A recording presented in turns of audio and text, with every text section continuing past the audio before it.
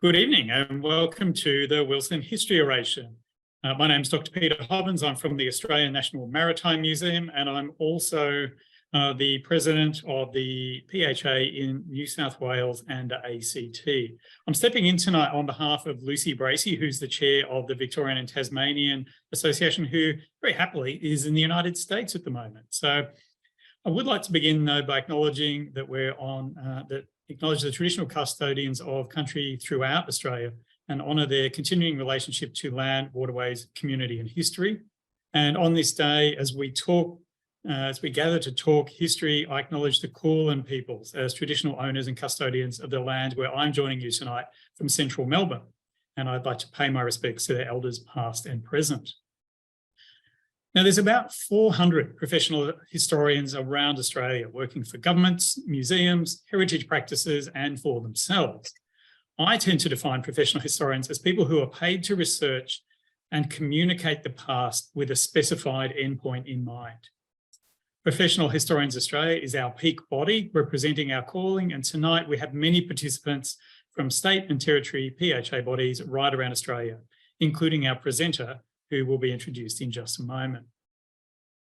The Wilson History Oration is an annual online lecture for an eminent speaker to reflect and to share their experiences of historical research, writing, and audience engagement. We'll hear a little bit more about our wonderful presenter tonight just shortly, Dr. Margaret Cook. But I just want to give you a quick guide first to how this webinar is going to run. So unlike a Zoom meeting, only the presenters and hosts will be seen and heard. So the rest of you won't be visible, but we will be able to pick up your questions. Our speaker, Margaret Cook, has 40 minutes, and then we'll have about 20 minutes of Q&A facilitated by Alicia Soretto, the former president of the PHA here in Victoria and Tasmania, and she was also a good friend of Bill Wilson. If you have questions of the presenters, use the Q&A button at the bottom of your screen. And you can type in questions at any time throughout the seminar and we'll be gathering them as we go. If you have any technical issues with the Q&A button, use the chat button at the bottom of the screen as well, and we can bring those across into the Q&A.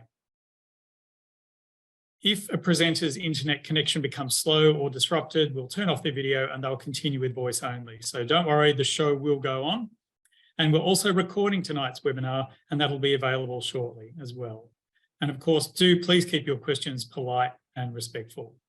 Now it's time for me to bow out and to welcome Helen Penrose, professional historian, former president of the PHA Victoria and Tasmania, and current secretary of Professional Historians Australia.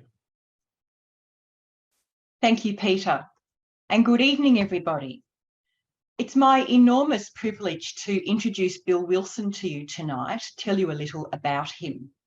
He was a founder of PHA Northern Territory, president of Professional Historians Australia from 2004 to 2007, and after moving to Victoria in 2008, served as vice president of PHA Vic and Tas.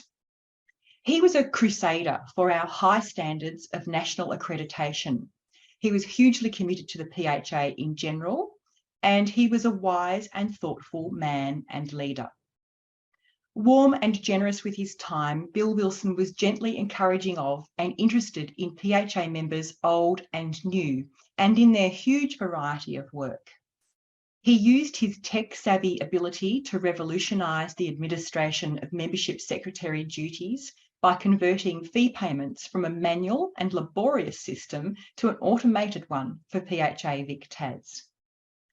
Years ago, when I participated in the online reading group, I remember his diligent involvement.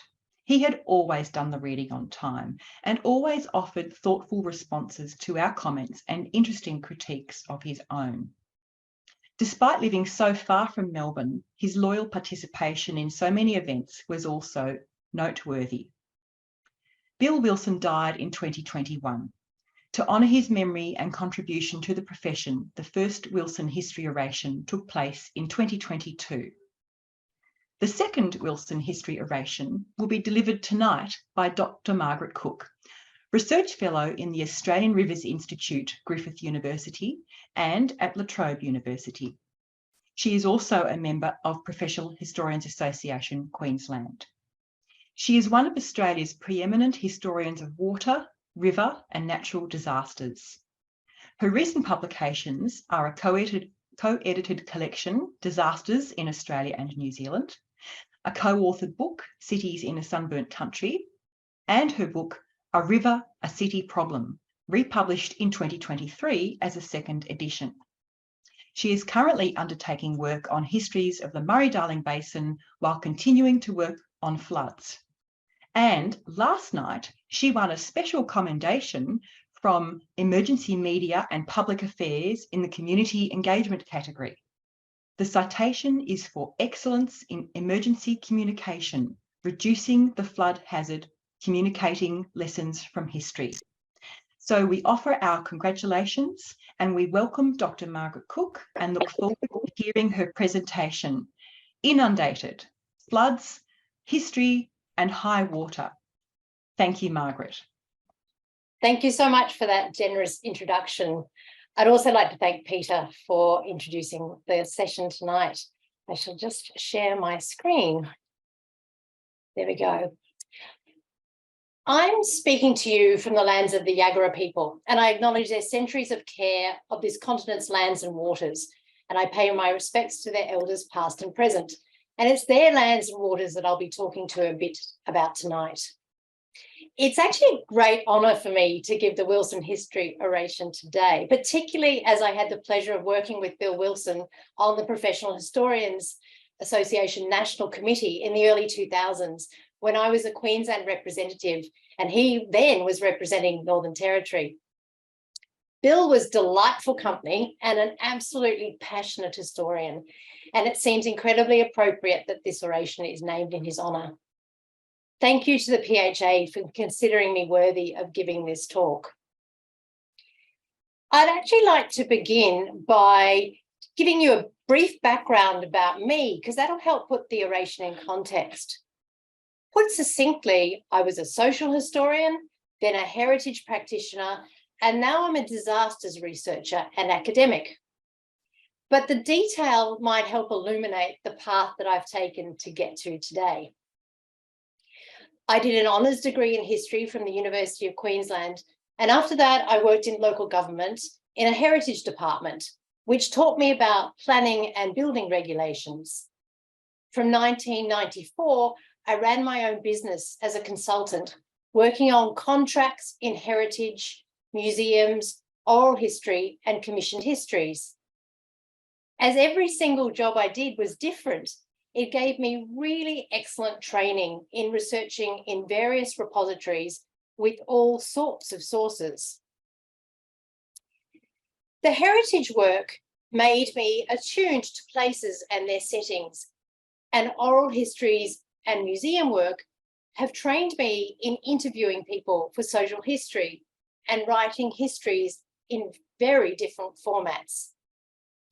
I did a number of commissioned histories for local groups, such as church groups or schools or other community society groups. As a heritage consultant, I wrote, I think, over about 50 conservation management plans and heritage assessments. And it gave me a really good appreciation of the built form and architectural design, building materials, and ways to adapt buildings for new purposes. And that's been particularly useful in the last few years. But all of these things combined have helped inform my career and get me to the point that I'm at today. In 2015, I enrolled in a PhD at the University of Queensland, which began my work on floods in southeast Queensland. I had always wanted to do a PhD, but the time never seemed right. And in 2015, I had a question that I really wanted to answer. And that was the key to starting the research. After the 2011 floods in Brisbane, people seemed really surprised that a subtropical river could flood, and they blamed nature and the dam operators for the fact that Brisbane flooded.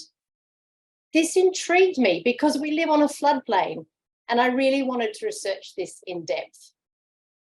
So I obtained a PhD in 2018, and I converted it to a book, A River with a City Problem, A History of Brisbane Floods, the next year. And here's the cover of the book. The book was released in 2019 with the University of Queensland Press, with an updated edition this year to include last year's floods in 2022. The book was shortlisted in the Courier Mail People's Choice Award in the Queensland Literary Awards in 2020, and it was shortlisted in the Scholarly Non-Fiction Book of the Year category in the Educational Publishing Awards in 2020. I always intended when I did the PhD that it would be a book. As I mentioned before, it wasn't my first book, but it was the first one I'd really written as a scholarly book. And I wanted to try and navigate the academic trade publication pathway, which is why I chose the University of Queensland Press. It also meant that I could have an appealing price point of around $30 a copy. And that means people can actually afford to buy it. Over 3,500 copies of the first edition was sold, which has taken this work to a large audience. And that allowed them to commission me to update the book this year. I have since co-edited a book called Disasters in Australia and New Zealand and co-authored a book, Cities in a Sunburnt Country, that looks at urban water in 5 Australian capital cities. Now, it's very interesting, I think, because these were published in distinguished international academic presses, Routledge and Cambridge University Press. But I think their sales, readership and impact by comparison has been very small. And part of the problem is they cost well over $100, so they're out of most people's price range. Similarly, many of the academic journals articles I've written are stuck behind a paywall, and that's largely unavailable to anybody other than a small academic pool of readers. Now, I'm not suggesting for a second that that doesn't mean that these works have value. They are worthy publications and they're actually essential if you want to have an academic career. But it does raise a question that I want you to think about when you publish. Who is your audience? What do you want to achieve? If it's academic promotion you seek, then you need academic publications in academic publishing houses. But for me, it was actually more about changing understandings of flood through history and disseminating this knowledge as widely as I possibly could. When I was a consultant historian, many of the things I researched could potentially have become a journal article, but often I needed to move on to the next project to maintain my income. So often the outcome was a book or a report, often self-published, which didn't really help my standing in the academic world when I re-entered it. I'd suggest that as historians, we try and do both, publish academically and in more public-facing forums, but there are only 24 hours in a day.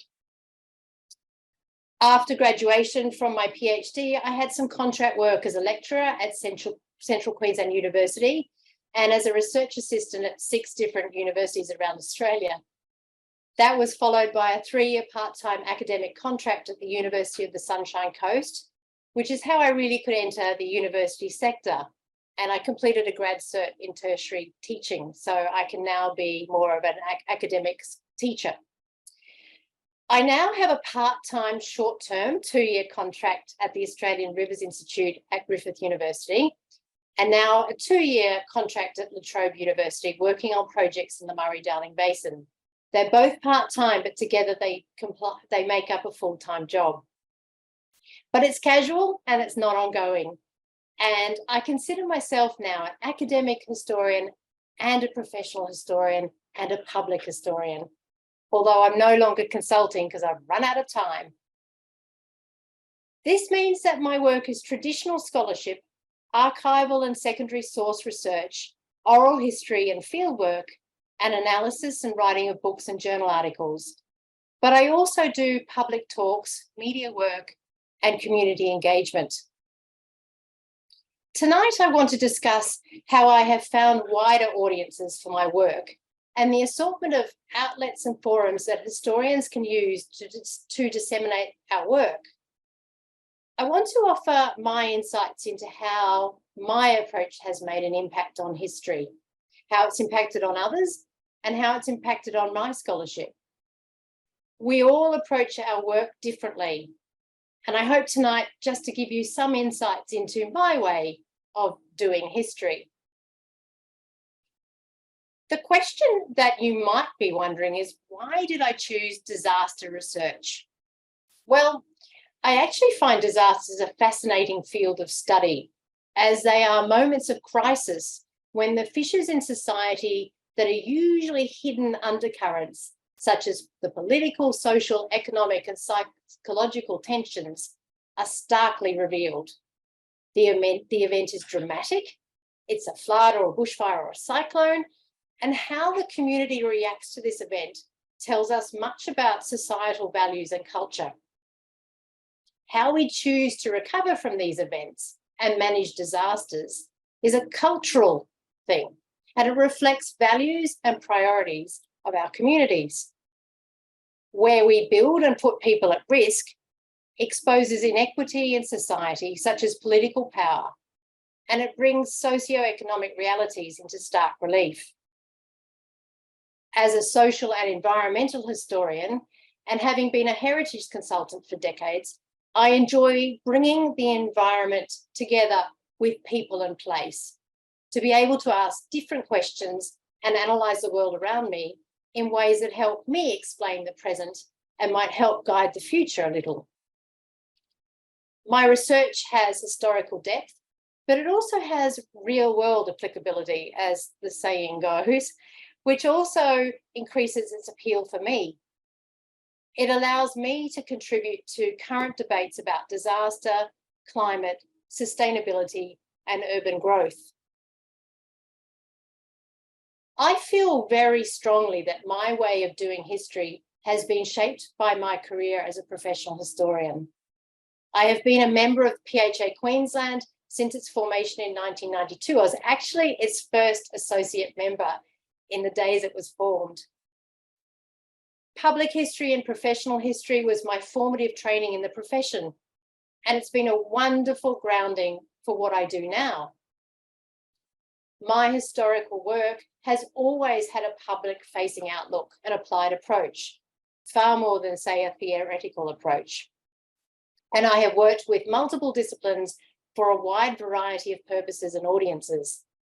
Public engagement is an intrinsic part of my scholarship. During my PhD, I worked closely with engineers as I wanted to get the science and terminology correct, to give the work credibility, as I knew if the science was wrong, the arguments and the book would be completely discredited. So I needed it to be a partnership between science, engineering, and history. As a result of my interviewing and speaking to many engineers, I was asked in my second year of my PhD to give a keynote at the Queensland Water Symposium for Engineers Australia, speaking on floods. This was a challenge that was well beyond my comfort zone. So when I was vacillating about whether I would do it, I asked around, and I was given 3 pieces of advice that with hindsight was a turning point in my career. A family member said to me, well, if you only talk to historians, you're not going to create change. The PhD coordinator encouraged me to do it and to own my own space. She said, don't start with an apologetic disclaimer, something like, oh, I'm only an historian. Instead, I'm an historian, and this is how my different insights can shape your work. We need to stand our ground and value the contribution that we can make as historians. The third piece of advice I got was from a writer friend who said, you've done the rigorous research, back yourself. Stick to your argument and disseminate your research with as wide an audience as possible. And I've tried to follow all of that advice. As I said, having worked as a consultant for years, I was used to working in multidisciplinary teams. And traditionally, disasters have been the concern of engineers and scientists, government agencies, and disaster managers. Often, history is only used by these other disciplines to provide data to benchmark change. And the historical context of these hazards is often absent.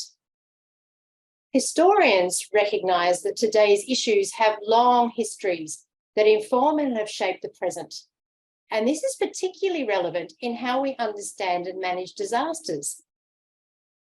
History is a very powerful narrative tool, but it's also an analytical tool that I suggest is unique to our discipline and should be used much more in multidisciplinary teams.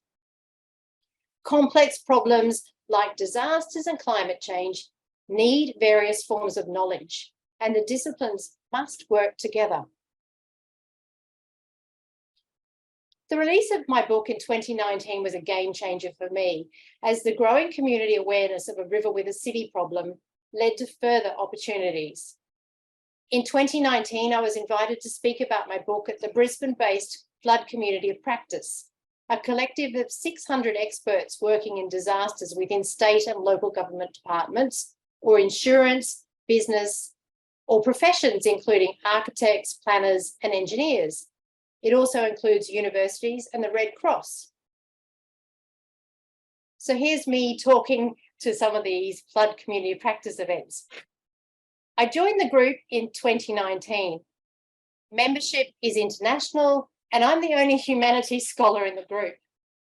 The Flood Community of Practice holds regular information and training sessions, and I've presented to them on 3 occasions, and I contribute to their discussions at other meetings. The fire historian Stephen Pine wrote in 2005, after attending a Canadian Forest Service event, that the audience viewed history only as archival and bardic, concerned with preserving records and celebrating the great deeds of the clan. The thought that the past might hold useful evidence was epiphanal. They had had little experience of history applied as an analytical instrument. They need our thick description of how things came to be as they are, and our capacity to evoke context and contingency. Pine continued, I think equally that environmental historians need the environmental sciences. We need their vigour, their ability to focus, their methodological skepticism.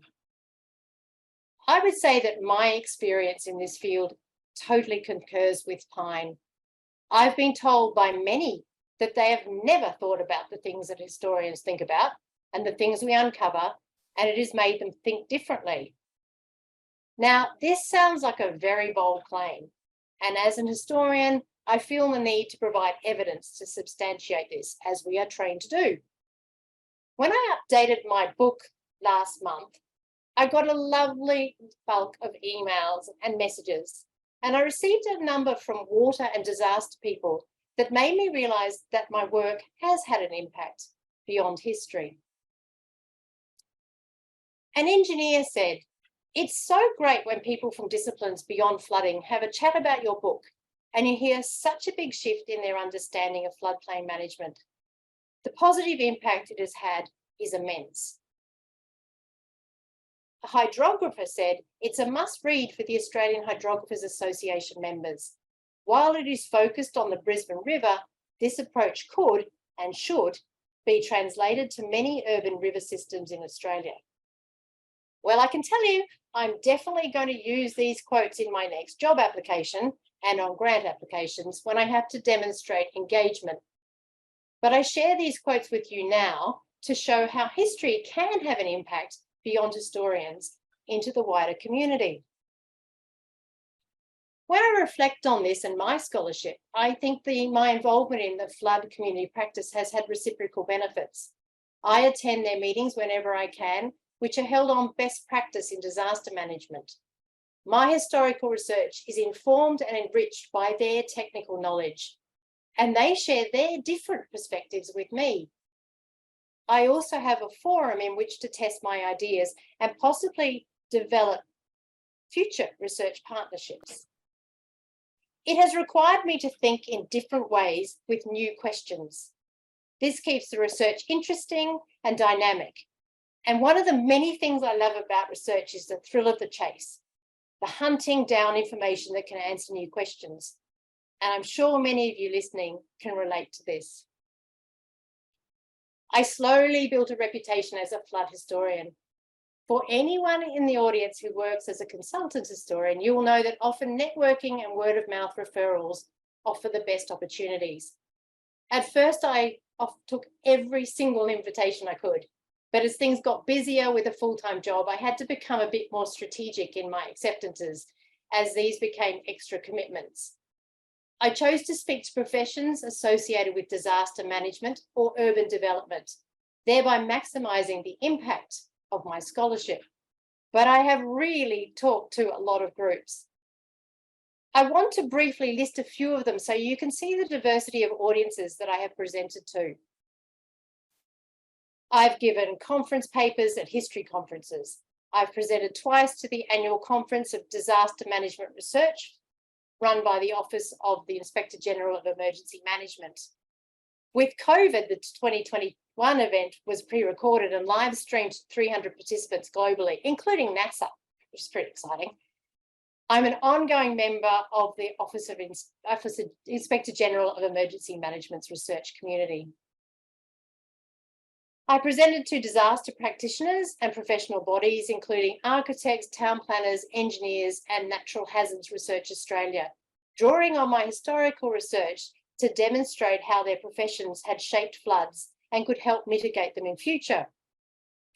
I presented at an Asia Pacific Conference of Disaster Managers, and I taught at the Griffith University Executive Residential Program for Disaster Executives last year, and I'm doing that again next week.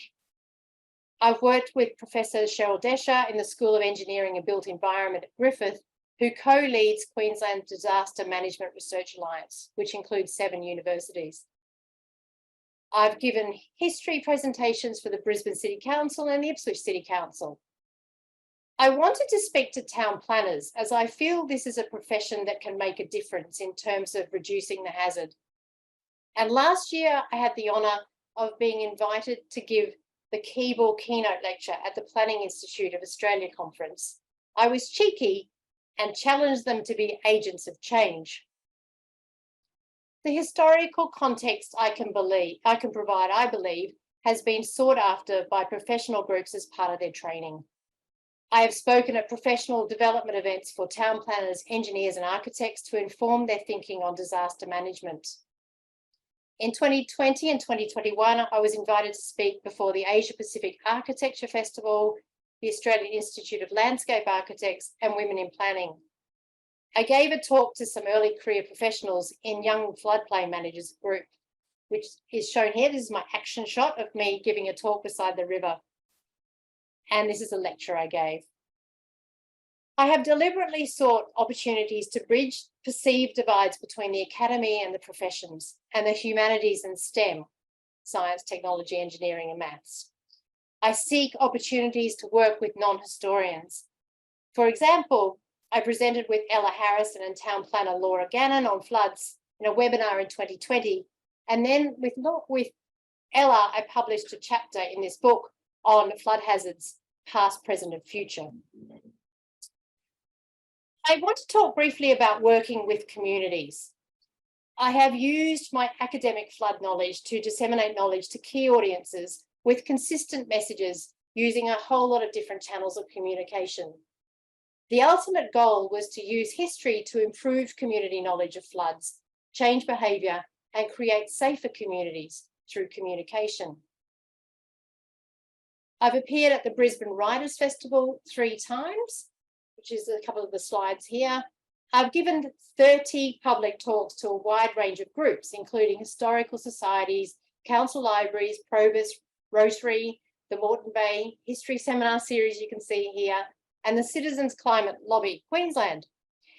Floods weren't topical when I started my work. It was actually bushfire season, and I was an unknown. But one thing it's handy to know is that the Probus network is strong, and they need an endless supply of free speakers. And so word of mouth quickly kicked in. It's a really good way to raise your profile among retired professional people. They are an informed, engaged audience. They often share speaker contacts around the clubs, so the invitations grow quite quickly. All these talks have stimulated lively discussion with the audience, enhanced public engagement with environmental history, and increased public understanding of the region's flood hazard and its long history. It's identified the risk of future floods and the need for us to modify human behaviour rather than to just keep engineering the river. These discussions and questions asked by the audience have also made me aware of shortcomings in public understanding of floods, the need for public education and historical knowledge, and the depth of some of the fallacies and myths about floods in Southeast Queensland. For example, we believe, many of us, that dams can save us. Floods won't happen again. They're a natural disaster and humans aren't responsible, even when we're the ones who built on the floodplain and have approved the bad development. And these discussions at all of these talks have informed my thinking on disasters and have given me research and publication ideas. They have made me acutely aware that historians see the world differently from other people, and we ask different questions that require historical research to answer them. We need to acknowledge our skills and promote and share our knowledge wherever possible and in ways where we are comfortable doing so. For some, it might be writing, or media, or museum exhibitions, or public talks, but they are all valuable. Disaster research demonstrates that community awareness of hazards is an acknowledged tool of increasing community resilience. Flood histories have a role to play in informing the community, and the more audiences I can tell through various forms of communication can only increase public awareness and help build more resilient communities. My goal is to inform the public, stimulate thinking, encourage conversation, and create change at an individual and societal level. I hope my historical research has made some impact on the audiences in making them more aware of the human dimensions and complexities of floods that may inform their decisions in the future. I'll now talk about working with the media. I had very little media experience until 3 years ago, and it's been a really steep learning curve. But for those who are willing, it is a great way to share your knowledge with the public. It's hard to build a media network, but after doing a number of interviews for the same people, I've now become the go-to flood historian, and journalists contact me directly. I appreciate that information must be accurate, timely, and easily understood by the public, not just technical experts. And here's some of the media I have done. I've shown it on screen. There's also some more when I've been on television and ABC News. I've seized media opportunities to try and improve public education and challenge popular narratives that disasters are entirely natural by highlighting the human causes. I have worked to dispel myths that these events are unprecedented or can be controlled by human action. With the flooding occurring along the eastern seaboard in 2022, I was in high demand by the media. I was inundated with requests. My work has been cited in ABC's News Online, newspapers including The Australian, The Guardian, Washington Post, The Saturday Paper, Cosmos and The Atlantic, and I've been interviewed by Four Corners, ABC News Breakfast and ABC News, as well as on several local radio and television stations in Queensland, New Zealand, Victoria and Tasmania. A highlight was being interviewed by Kerry Phillips on Rear Vision and Geraldine Doog on Radio National. This year I was on New Zealand television and radio when the floods hit Auckland. I was filmed as an expert flood historian for educational videos made by SEQ Water, which is the body that manages Wivenhoe Dam. The video was filmed in 2022 and is designed to improve community flood knowledge. Here's the picture from the video. Earlier this year, I was filmed by Wild Bear Productions for a television program on disasters that will be screened on commercial TV in Australia later this year. Hopefully, I won't end up on the cutting room floor. I find television more intimidating, partly as I don't like seeing myself on screen, and I much prefer radio interviews. Newspapers are the least reliable in terms of being quoted accurately and in context. Although radio presents plenty of its own challenges and things can still go wrong, particularly in talkback radio, at least the risk of bad editing is less likely. It has been a baptism of fire as I learned the hard way by doing it, but I've taken opportunities for any media training offered at conferences, and thanks to the ECR network for the media session at the Australian Historians Conference last year. I enjoy the conversational tone of radio much, much more. Radio interviews can be short, around 5 minutes, but the long form's up to 20 minutes, which is really great, as it can generate a very interesting discussion with the journalist. Podcasts are a growing opportunity for historians to share their work. I haven't made one, but I've been interviewed for 5 podcasts, including the Griffith Uni Professional Learning Podcast and the Elephant in the Room Property Podcast that targets real estate industries, and the Hustle and Bustle, which is a town planning podcast. YouTube is another avenue. I have a very embryonic site, it's a work in progress, where I can post my media interviews or public talks that have been recorded. I'm pretty sure I'm the only one who visits my site, but it helps me find the videos if I need them. That has been a technological challenge for me. Podcasts and YouTube might be something that some of you are already pursuing a lot more than me, as it is increasingly popular as a medium for disseminating history. I have followed the early advice I was given to take my research to as many audiences as possible in whatever forum is available. These speaking and training opportunities have significantly enhanced my public engagement and the influence of my work beyond history.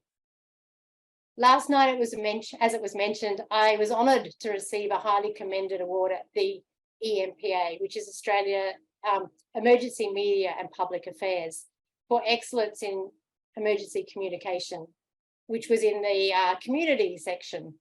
These awards are given to recognise those who've made a significant contribution to emergency communications in Australia. The nomination I had was I was using history to communicate lessons to make communities more resilient. And I think this award shows that you can have an impact beyond history. The final area I want to talk about is the role of historians in policy. Disasters are socio-political events that are shaped by past government decisions and policies. These factors determine how disasters will unfold and how they will be managed in the future. We can use history to learn from mistakes of the past to plan for a better future. I have challenged audiences and colleagues to consider alternative futures, as climate change will bring greater challenges. The question I want to ask us to think about now is, do historians have a role in developing policy, and how might we do it? My work has influenced flood policy in both Brisbane and Ipswich local government areas. Brisbane City Council frequently refer to my book in their flood planning group. In 2020, the Ipswich City Council rewrote their flood management policies and drew on my work. Their emergency management and sustainability manager has stated that my research stimulated evidence-backed discussion that allowed examination and validation of their thinking, and it gave the council officers historical context to explain current decisions. Ipswich City Councillor Marnie Doyle has told me that my work has helped guide Ipswich City Council policies on rezoning, buyback schemes, and developing flood resilience in the city, and that my book and public talks has raised awareness of the city's flood risk within the Ipswich community. And that means a lot to me because this is where I live. But I am not yet at the policy-making table. That is still largely perceived as a role for technocrats. Maybe it would be easier if I was an historian within a government agency or department. But I also think that maybe my independence gives me freedom to speak openly without reflecting departmental policy. Impact on policy is something I can strive for while I continue to work on the periphery, trying to increase awareness about floods and their cultural and historical roots that shape future decisions. Disaster research shows that society is very reactive. 97% of funds are spent on recovery and only 3% are spent on prevention, and that includes public education. Maybe my work can change that proportion just a little. Research also shows that society's approaches to disaster management is very path dependent. This is an economic history term that acknowledges that decisions made in the past make alternative outcomes less likely. It's often easier and economically and politically expedient to continue along the same path rather than embrace change. The classic example lies in southeast Queensland. When floods struck in 1893, they built a dam to mitigate floods. Then they built a larger dam 3 times bigger. An alternative approach may have been to adopt planning legislation that prevented more building on the floodplain and relocate properties. But the region continues to rely very heavily on Wivenhoe Dam to prevent floods, and the public myth of flood immunity from dams thrives, despite flooding in 2011 and 2022. The area I want to work in next is climate adaptation. The science suggests that climate change will increase the severity and frequency of climate-induced disasters like floods. And I want to contribute to policy changes that encourage building adaptation, moving buildings, and rezoning land to reduce hazards. This is where I hope my historical research can take me in the future. In conclusion, my approach as a historian is underpinned by the dual intent to produce high-quality, innovative research in academic forums with a public history, a professional history applied focus to engage with community and policymakers. The quality of the historical research and analysis doesn't change. What changes is its purpose, its audience, and its form: a book, a television program, an exhibition, a public talk, or a podcast. I have a new term that perhaps describes me best, and it's a pracademic. Now, apparently this term's been around for 30 years, but it's new to me. And this means that my work is grounded in rigorous scholarship and disseminated in traditional academic forms. I've published single-authored, co-authored, and co-edited books, 16 academic journal articles, and 6 articles in The Conversation, and the latter attracted over 192,000 readers. And these academic outputs are absolutely essential. But I also look for opportunities for real-world applicability through workshops, conferences, public speaking, and media opportunities. The combination of traditional scholarship and my public engagement means I am a pracademic. This dual approach of academic scholarship and publications, along with public outreach, gained recognition from my environmental history peers last year, when I was honoured to win an Environmental History Network Award for public engagement. In a world with increasing disasters, not least of which is climate change, I feel an important sense of urgency for my work. I want to make a difference to the world I live in, and my skills as an historian are the tools I have to do so. While I was researching the 2022 flood chapter for the book update, I was interviewing a woman, and she said, "I read this book about a flood, and the author warned that no 2 floods are the same. Consequently, she moved their belongings to higher ground and saved many possessions. She had no idea when she was telling me this that I was the author."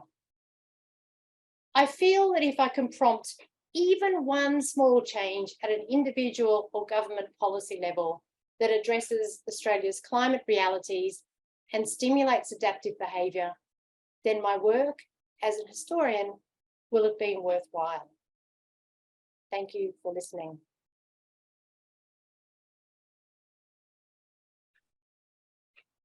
Margaret, I'm sure everyone's clapping, giving you a round of applause. Back home on their couches or at their desks, thank you so much for putting all of that work into your presentation tonight. Thank you. Now, I'm inviting all of our audience to add questions to the Q&A. We've probably got about 20 minutes or so we can ask Margaret anything we like, I've heard. But I wanted to say, I love that you said there's only 24 hours in a day, but I don't know if anyone else in the audience felt this, but Margaret, my goodness, you fit a lot into those 24 hours. Yeah, thank you for that. Yeah, I do get very tired. I was quite burnt out at the end of last year, I freely admit it. But Yes. I think one of the things as an historian, you do actually have to seize the day a little bit. And whilst the floods were a disaster, totally, I felt I could actually make a difference to that conversation, because I did hear a lot of the repetition of those myths and fallacies that I'd heard historically. And I thought, look, this is an opportunity to try and address some of that historical knowledge. And so I just tried to squeeze as much in as I could. Yes. And you've got that sort of, I think you have a really clear sense of what your influence can be. And I wonder, how did you develop that? How did you have that confidence in what you do? I Googled a lot of things, to be really honest. And one of the things that I got really quickly was stay in your lane, basically. I'm very careful that I'm an historian. I'm not a hydrographer, I'm not a hydrologist, and often journalists particularly will stray into those areas. So I try and have 5 key points in my head, and I really try and stick to them. If I'm on radio, I write them down, because then I can go back and say, look, that's not really my area. But what I can tell you is, or thanks for asking that, but I find my research has told me this. So I think if I have tried really hard to stick to those key messages, and sure, they've changed, because as I said, the questions I get asked at these talks and by journalists have really stimulated my thinking and taken me into different areas. But I've still tried really carefully to remain a historian and true to our discipline. Yes. So I think that's important. Yes, that clarity around, this is what I can provide. These are the boundaries that I have around what I will speak about or present on. Like you, I also love radio of all the different media. I think it's something about being able to think on your feet, but it's very key, that idea of how your work is edited, and when it doesn't match with those historian ethics that we all have. Yeah. And my experience, I don't know what yours is, but my experience is newspapers are the worst at taking it out of context. And also I learnt very early that I thought pre-recording would be edited, but no, it's just pre-recorded. So they just play it as is. And even newspapers more and more just quote you verbatim. So I thought they might tidy it up. So warning for the, uninitiated. Yes. I learnt the hard way. Yes. And I think thinking about uninitiated, or perhaps those new to our profession as well, I'm thinking you've laid it all out so well tonight in terms of your journey, how you've learnt along the way. I think you've got that really wonderful sense of that public connection and appreciation. Do you have some specific words for our newer historians? I don't want to suggest for a moment I had a plan, because that would be false. So I think you never know what networks and what doors are going to open. I've found that some of the opportunities I've had now are from things I did a long time ago. So, keep those networks going. You never know who's in the audience. There could be even the Probus groups. There might be 30 people there, but they'll go and talk to 30 people. So I genuinely think if people have given up their time to listen to me, I give them the best performance I can. They've given up their time, and then you never know what doors might open. And if it doesn't open anything, it doesn't matter. The restriction's by time, and that's a bit of a problem. Yes. And there's someone in the comments saying that that you are also a generous professional mentor to those coming behind you in academia as well. Thank you. That's very kind, whoever said that. So there's a question here from Rachel saying, it's so refreshing to hear historians selling their skills loud and proud. And do you think that all subjects can be made as relevant and timely as your subject obviously is? Look, I think I can within constraints. I think I had a bit of a blessing really in that when I did floods, it was fire season. So that was just, and I did it out of interest. I didn't do it strategically. But I think, history teaches us that the present is formed by precedents. We get there, however, and if it might be class or gender or race, it's all informing today. So I think it's a matter of where you can try and think of an angle that engages with the current discussion. And doing things like media and the conversation and things like that is a pretty good training for that, because it makes you think about, okay, what can I tap into? What would my neighbour want to know? You know, they're not going to want to know the entire history of floods in Brisbane, but what's the really topical thing that might just make them think slightly differently? So sometimes it could be something a little bit quirky, but I do watch the media to see what's going on, to see can I sort of get some leverage? And I'm sure there's others in the room who do the same. But, you know, I also think we've invested a lot of time in our skills and our knowledge and our research. So I think also we can use it to take conversations further, and we should if we can. And there's a few more questions around media. So Jill asks, did your background in public history help you prepare for things like press interviews? For example, having to front up and explain to community organisations, etc., or having local groups maybe pick your history apart? Yes. What did that teach you? A museum work was absolutely brilliant because you have to write 100-word captions or smaller. And so when you're asked for short answers on the radio, you have to think of the, you know, this pithy little quote, not the long-winded answer. So, and as a public historian or a professional historian, we have to write in all different genres and styles.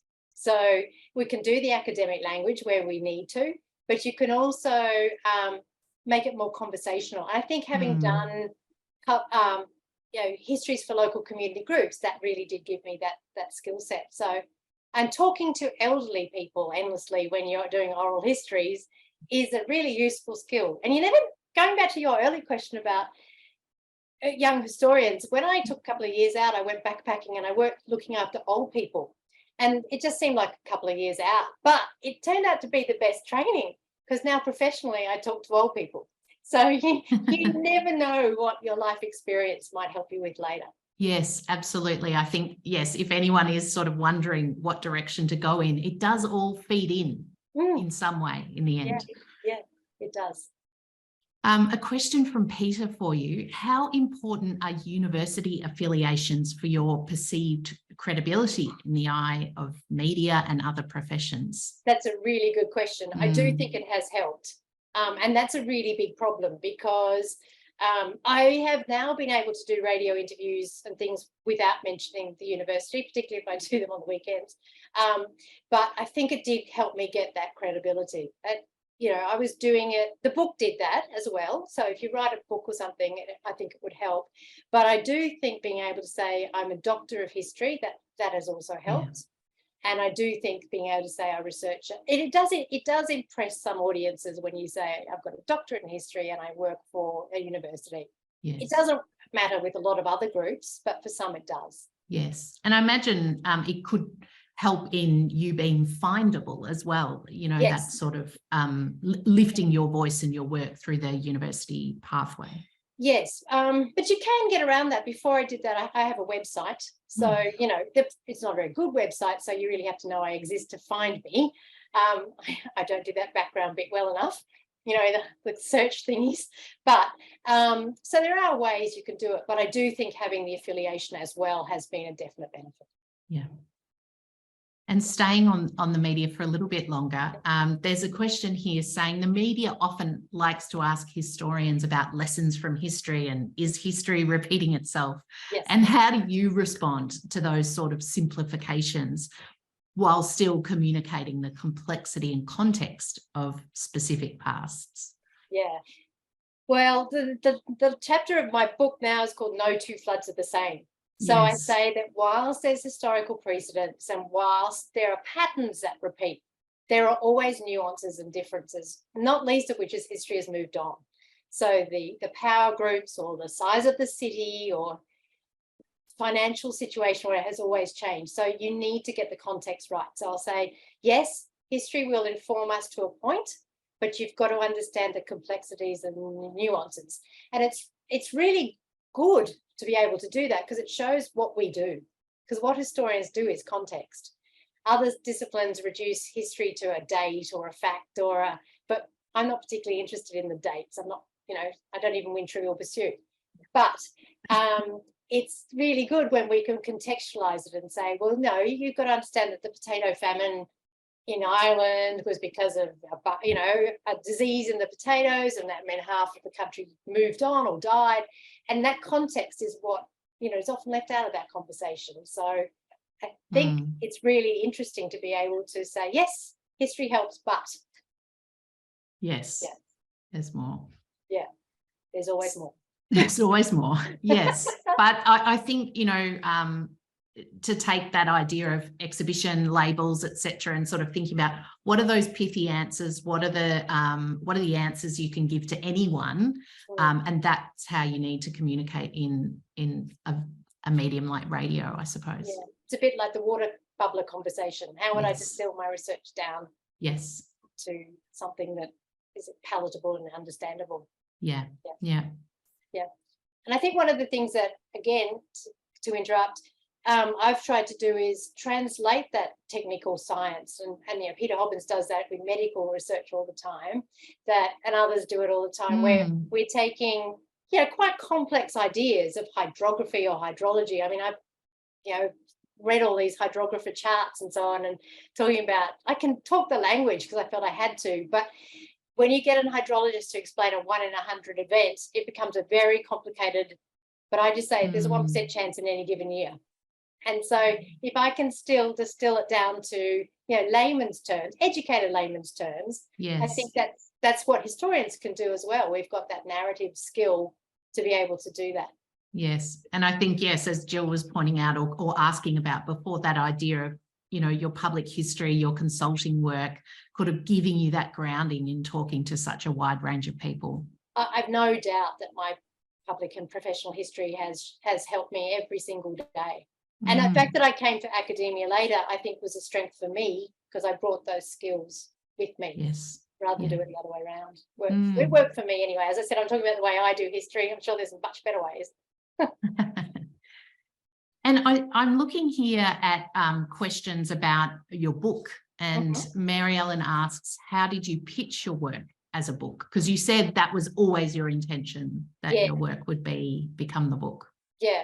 So when I wrote it, I tried to write it in that sort of narrative style that I wanted the book to be. And then it came from my PhD, so I had to strip out a lot of that, you know, academic scaffolding. And then I sort of, when I did the pitch, I again used those same skills of who would be the audience. That's always what I thought about, who would read this book. And so I pitched it as, and interestingly, my first audience was 60-year-old men who had lived through the 1974 and 2011 floods. They were my audience. So I had that sort of avatar in my head, and then I wrote the pitch for that person that would read it. Yes. So yeah, I had the audience very firmly in mind when I pitched the book. Yes.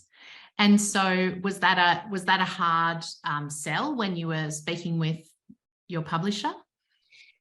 I was fortunate because I had the whole manuscript, so that helped. So, you know, they could read something straight away. I had a friend published with UQ, another historian, so that definitely helped me a bit. There's always some bridge building that can go on there. Yes. So that they worked in my favour. It's all. I also knew it's a fairly parochial story, so would be perceived as that anyway. So UQP was a good fit, and I knew just from the grapevine that they were trying to increase their non-fiction publications. So I think it was a bit of good luck in the timing. Yes. So, yeah. Yeah. And Kimberly says she loves the play on words for your book title, A River with a City Problem. That was a great title. Did you hit on that? Was that a hard one to find? Someone gave it to me while I was researching. They said it's a longer quote, and you know when you're researching, you just know you've hit gold. And I'm just going, oh, yeah, because it totally changed the way I thought about it. Yes. Because it's always pitched as the river problem, the flood problem. And I thought, well, that's actually the wrong way, because the river was here for millennium. And, you know, the Yagara and Turrbal people were here for millennium as well. And no, they didn't see it as a problem. Yes. And suddenly we see it as a problem. So now it was an absolute gift. Yes. Yeah. And right from looking at that beautiful cover, your mindset is switched. So yeah, no doubt enticing to the reader. Yeah, and I do love the cover. It was a young female artist who did it at UQP, and it's just beautiful. Yeah, it's very, I love it too. Yeah. And there's a question here, could every city benefit from a history of this kind and perhaps extend it into a series? Kimberly says she'd love to read a Melbourne/Victorian version. I think so. And cities in the Sunburnt country, we touched on it because we did the 5 big capital cities, and there's flood bits in that. But the lessons are similar, and in terms of, you know, the British mindset came and was applied at all of those cities. And whilst the geographical and hydrological specificities are different, the thinking and the framing is good. And I think that'd be really good to do a comparative study, because I think it's important that, again, that we don't distill it and simplify it. You know, it is complex. And one of the things we actually did wrong as in Brisbane was we brought all these Melbourne engineers up who went, oh, this will be the climate up here. And suddenly, oh my goodness, it rains a lot here. Yeah. And so we need to understand that it's not a one size fits all to really be confident. And we need to be careful when we're doing fire management and water management and drought management, that we understand that it is really different in very different locations. So I think comparative work's really important. Yeah, absolutely. And there's a few questions here on the Brisbane River and thinking about your work in that regard. So there's a question here from Stuart asking, would you comment on catchment-based planning, such as local government area or other non-water related boundaries? Would I now? Yes, yeah, could you? Okay. Yeah, well, one of the things that was really interesting in the research is engineers often look at just the river or other than the whole catchment. And it's often a problem in that the state government manages rivers and city council manages creeks, you know, so that's an issue. And if we're really going to start looking at the whole thing, we need to look at the different creeks. And one of the things that was exciting about the new chapter is creeks were a much bigger player. So, because there's 22 creeks in Brisbane as well as 4 rivers, and they all work together. So in terms of whether I want to comment on it, I've really focused on the river because it's a complicated story in itself, and I've dabbled in the creeks. But there is another book out there for people who want to write creeks, because they're equally complicated and they can flood very fast, and they're not dammed. So yeah, and also if we're looking at blue-green ways of managing floods, it's actually the creeks that are going to make the big difference in terms of, you know, clearing floodplains or revegetation, those sorts of things. That is the area we need to be thinking about as a whole complicated watershed. And I think that ties in. There's a question here from Elizabeth asking, are you optimistic that planners and city councillors will take your research into account in rezoning and planning decisions in new areas? Now, I'd really like to be more confident than I am, because I'm seeing a lot of development in West End Brisbane, which is very prone to flooding, and we're building high rise and so on there quite rapidly, because like every other city, we've got the problem of a housing shortage and people want to live in the inner city. So I'm seeing a change in terms of we've had some funding to move some properties, and we're probably starting to think more about some zoning. But the problem is the cost. So, you know, they put up some money, which was generous, but it only will move about 500 houses. And at the same time, they're probably building houses. So, you know, the net gain, I'm not sure. So I think there's a movement towards it, and certainly climate change has to factor in, and the councils are openly talking about the fact that these dynamics are changing. Yeah. So, you know, maybe there's a will. Maybe. You're still going. You're still at it. I'm not going to stop. Yes. And there's a question here asking about in the early stages of the development of the city of Brisbane, was anyone advising caution on building on a floodplain? Well, yes, that's the really interesting thing is when you look at the diaries of Oxley and so on, when they came through, they found evidence of the early flooding. They found scouring in the banks and debris high in the trees. They talked to the local Aboriginal people who told them about high floods. They equally pointed to trees and said it came to here.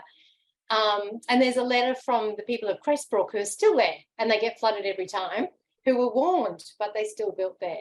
So yes, they did know, but the governor of the day thought it was never going to amount to anything other than a village. So it didn't really matter, and they just built to the edge of the river because it's prime real estate. Yes. So the opportunity was there, but We don't But it always was- learn from history. Yes, keep that catchphrase for your next media interview. Oh, that's great. And I mean, it's so tempting, of course, that people have settled and put cities on rivers over and over again. And that's a common thing with all the cities, isn't it? Yeah. That, you know, they form transport routes and fuel supplies and water supplies. So, and the British were a navigational group. That's what they did. They were navigators. So they, of course, we're going to build on rivers. They did. I was fascinated in your conversation about the multidisciplinary nature of your work and how you've actively sought that out. And Sonia asks, was it difficult to get engineers and scientists to engage with history? And perhaps is there a gendered approach potentially? Yeah, that's interesting. It's certainly in the older engineers, I'm the only woman in the room. So that's very interesting. It's different now. Then there's probably 50-50 in the younger engineers. So that changes that dynamic. It was interesting. I was fortunate in that when I started working with Seqwater a lot to get their information, because they were a great source, that's Southeast Queensland Water, they were providing a lot of data, and they actually assigned someone to sort of shepherd me. I think they were worried about me probably, but it meant I had a bit of a mentor, and he was incredibly generous about reading drafts to make sure I got that stuff right. And so I sort of had his little stamp of approval, which helped. So that helped. And then as people read it and thought, oh yeah, she has got the hydrology right, then more doors did open. But I think they were a bit nervous at the start of, well, first, who's this woman? Who's this historian? What's she doing? Why do we need to listen to her? But what they have said is that whilst they did know some of it, I put the pieces together. Yes. Which no one, like I found some people have written about the different floods in isolation, but no one had put the whole story together. So they appreciated that. And I'm almost thinking that your narrative approach with your book, perhaps that was part of it too. Maybe that's your natural approach anyway, to put it into that narrative and tell that story. Yeah, it is. And I'm sure that's that public history, professional history training again, that I always resort to that narrative style, because that's just how I write now. So but yeah. I also was thinking about when you talked about those three pieces of advice that you had, and I felt like, correct me if I'm wrong, but I felt like that was they were from quite multidisciplinary people. I think you had one was a writer and the other two, you know, were from different fields. So I wonder how the impact of surrounding yourself with different people in your life, in your work, how that might help your success in what you do. I think it does, because I did my PhD in communication and arts. So I actually wasn't surrounded by very many historians. And I'm extremely grateful to the Environmental History Network, who sort of helped me a lot and took me under their wing, and I learned a lot from them. So I sort of had to create my own network anyway. And so I think just because I sort of needed these other disciplines, it made me, and I'd always worked with architects and town planners in heritage.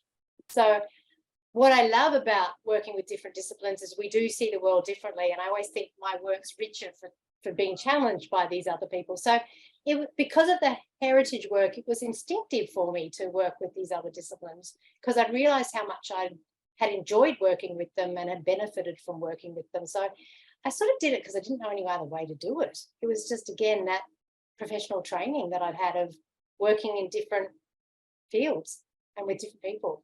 Yeah. So again, it was really helpful. Yeah, that's really wonderful.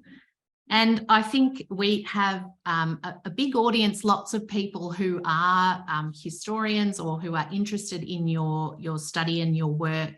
And I wonder if you have any final pieces of advice or reflections that we could hear from you. I think the thing that we all share is a passion. You know, we all, you know, it's fantastic that we're paid and we should be paid, but we love what we do. So bring that passion to your work. I mean, try, you know, that dynamic quality that we have about it. We all, doesn't matter what we're researching. A good day in the archives is just like the best day. A good day in the light. When you write the lovely paragraph, Yes. So bring that enthusiasm to your work and share it with others, and be open to opportunities, and be open to sharing the good and the bad, because you keep learning that way, and it keeps. I do love the thrill of the chase. I really do. And the day I don't is the day I hope I'm buried. So, you know, I hope to keep doing it because I genuinely love what I do, and I think many of us do. So try and share that enthusiasm with whatever audience you're working with or genre you're playing in or whatever, because if you love it, I think your audience will. That's so wonderful. Thank you for those inspiring final words for us all tonight. And really for a deep dive into all of your own personal story, as well as all of your research and the pathways that you've taken. And we wish you all the very best with your great passion for your work. Thank you so much. I'd like to thank our organising team tonight, led by Sonia Jennings, with Lucy Bracey, Peter Hobbins, Mary Sheehan, Helen Penrose and Kimberly Marr. And an extra thank you to Margaret as she steps off screen. But thanks to all of you, our audience. We're so pleased that you joined us for the 2023 Wilson History Oration. We hope tonight has sparked your interest and curiosity and enthusiasm for the work that we do, or the work that you take part in. So thank you and good night.